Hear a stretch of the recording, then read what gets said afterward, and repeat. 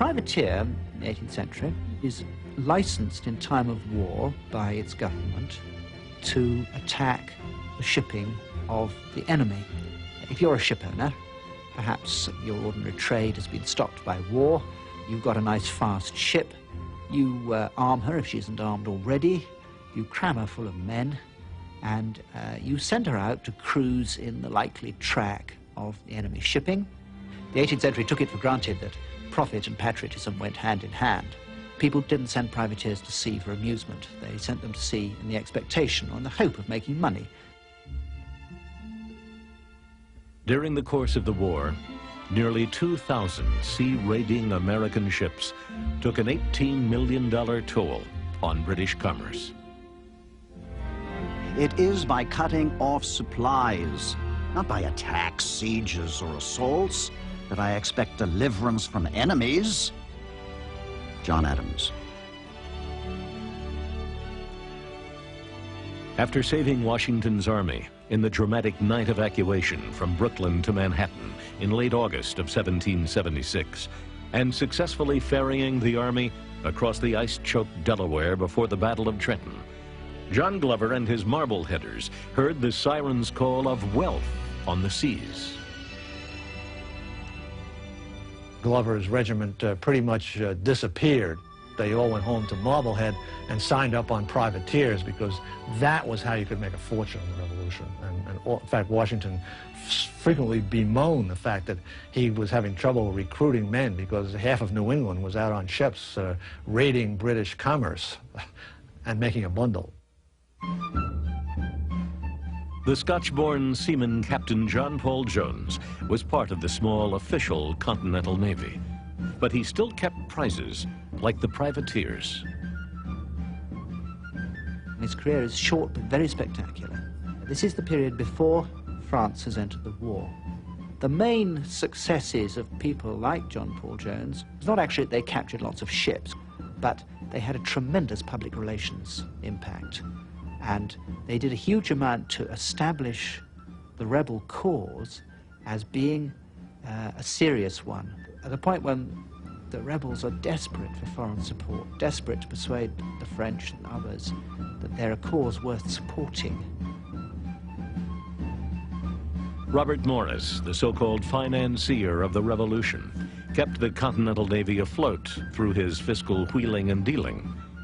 Jones wrote him a letter in 1776 that clearly articulated his formula for a successful navy. The common class of mankind are actuated by no nobler principle than that of self-interest. Enlist the seamen and give them all the prizes. If our enemies, with the best established and most formidable navy in the universe, have found it expedient to assign all prizes to the captors, how much more is such policy essential to our infant fleet? John Paul Jones. By 1779, Jones commanded a slow French-built ship, the Bonhomme Richard, or Goodman Richard, named after Ben Franklin's creation in Poor Richard's Almanac. Franklin and Jones were friends, and the old diplomat gave the young sea captain many ideas for specific raids that would have the greatest propaganda values. In the Bonhomme Richard off the coast of England, Jones attacked a British convoy and achieved his most legendary success. He just managed to capture the Serapis, the frigate which commanded the convoy escort, just in time because his own ship actually sank under him in the course of the action.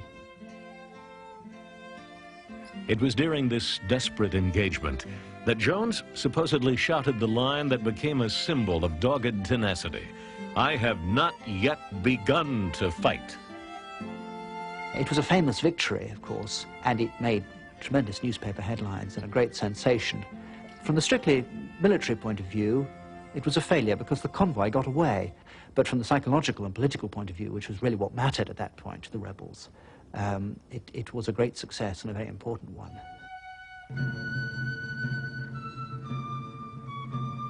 If the rewards for civilian privateering were great, so too were the punishments.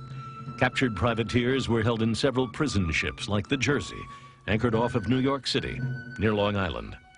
Since they were not officially recognized as true soldiers or sailors, the privateers were ineligible for prisoner exchange and would languish in the darkness until the war's end or death.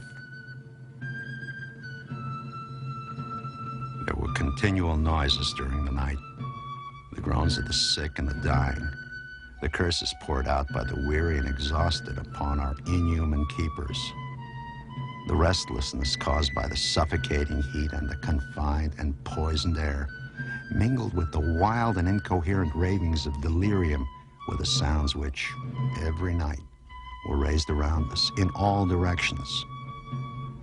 Such was our ordinary situation. But at times the consequences of our crowded conditions were still more terrible and proved fatal to many of our number in a single night. Captain Thomas Dring, privateer.